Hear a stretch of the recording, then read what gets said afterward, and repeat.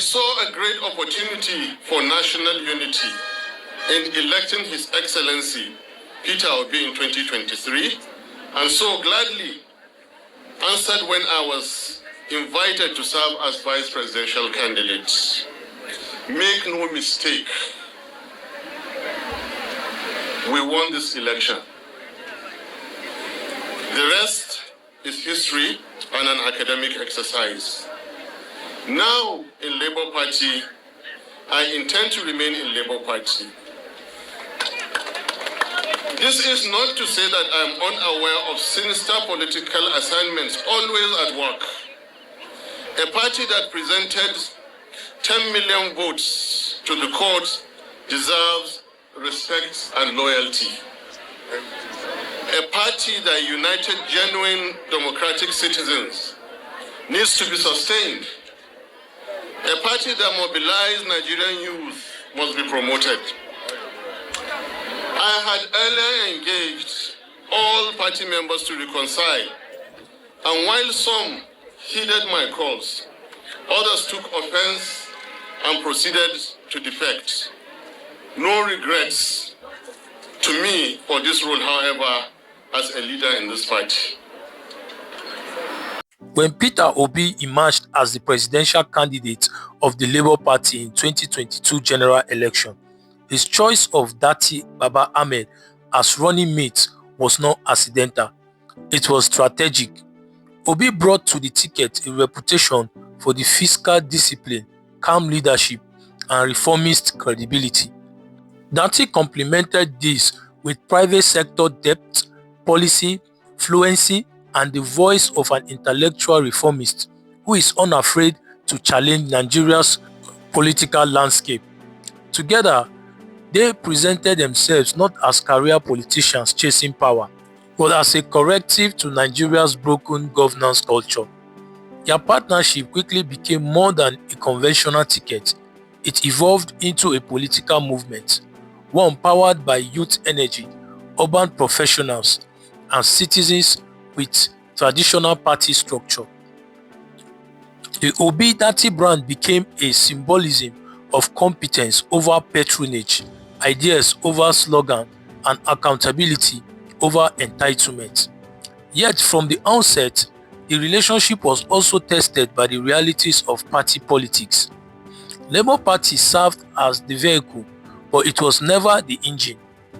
As internal disputes, leadership struggles, and legal uncertainties emerged within the party, the Obi Datti alliance increasingly found itself navigating a movement larger than the platform that carried it. Those votes were not merely numbers on a result sheet. They represented a broad coalition of first-time voters, young professionals, and middle-class Nigerians, and citizens that are demanding a break from transactional politics. The Obi Datti ticket then transformed Labour Party from a fringe platform into a national political force almost overnight, reshaping the country's political conversation and permanently altering opposition dynamics in Nigeria. In a system that is long dominated by entrenched machinery, winning 10 million votes without backing of traditional godfathers signaled something deeper.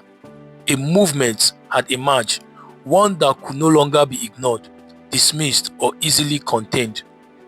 Their message was data-driven rather than slogan-heavy, calm rather than combative, and policy-focused rather than personality-based.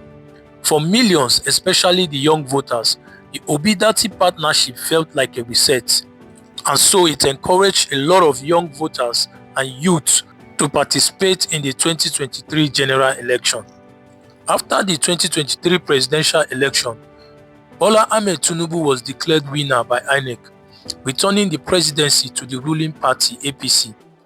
Yet the announcement triggered months of intense legal back and forth as opposition candidates challenged both the process and the outcome. For Peter Obi and the Labour Party, the courtroom became the final arena to contest what they describe as electoral irregularities, ranging from disputed result transmissions to compliance with the electoral laws. The cases moved through the Presidential Election Petition Tribunal and eventually reached Nigeria's Supreme Court, turning legal argument into national political theater. In the end, the court upheld Tinubu's victory, closing the legal chapter, but not the political debate.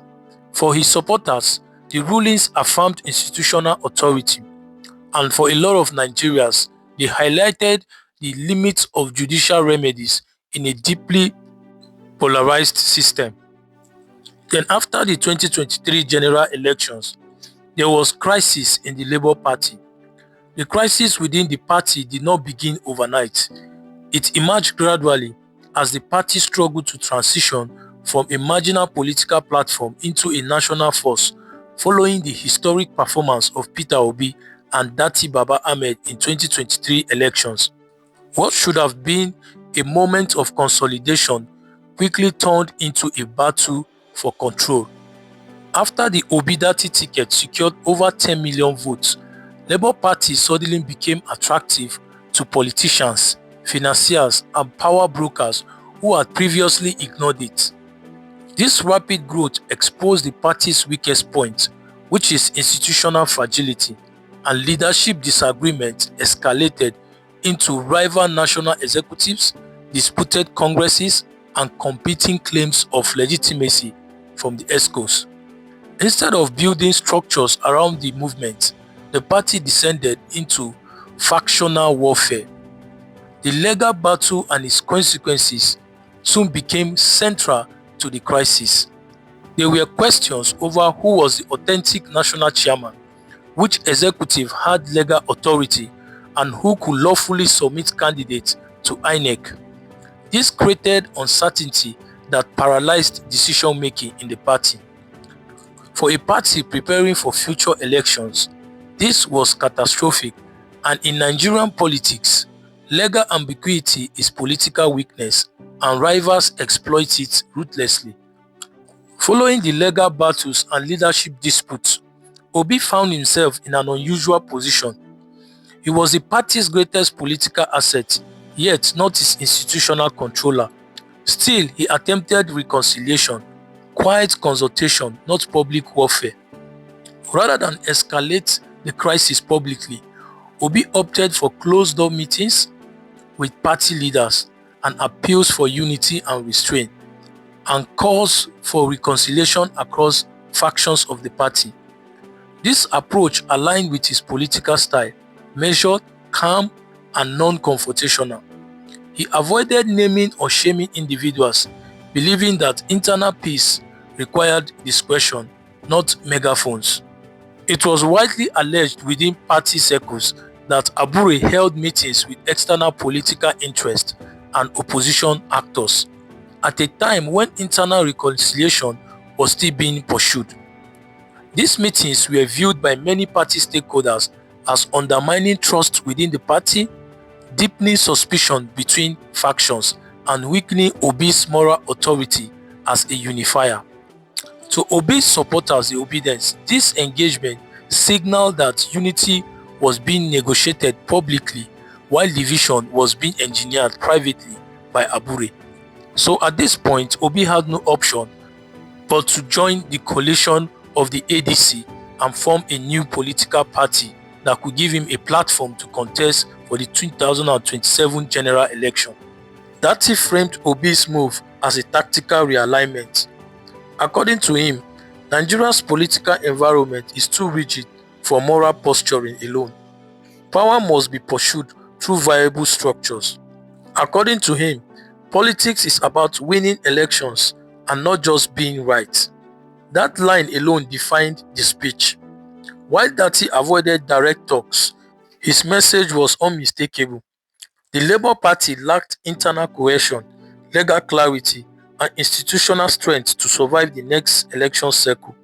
He also implied that court cases, leadership disputes, and weak grassroots penetration had made the party vulnerable to elite sabotage.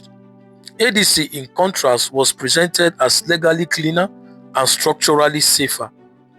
Dati emphasized that no single opposition party can defeat the ruling structure alone.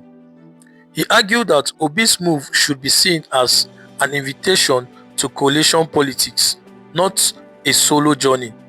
This was also a subtle message to Atiku Abubakar's camp, Kwankwaso's NNPP's bloc, and other discontented political forces. Dati Baba Ahmed wasn't defending a defection, he was defending survival. In a political system designed to crush outsiders, Peter Obi's move to ADC is less about ideology and more about staying in the game long enough to change it. What do you make of all this happening? Please comment your thoughts in the comment section and don't forget to subscribe and like this channel. I will see you again next time in the next video. Thank you for listening.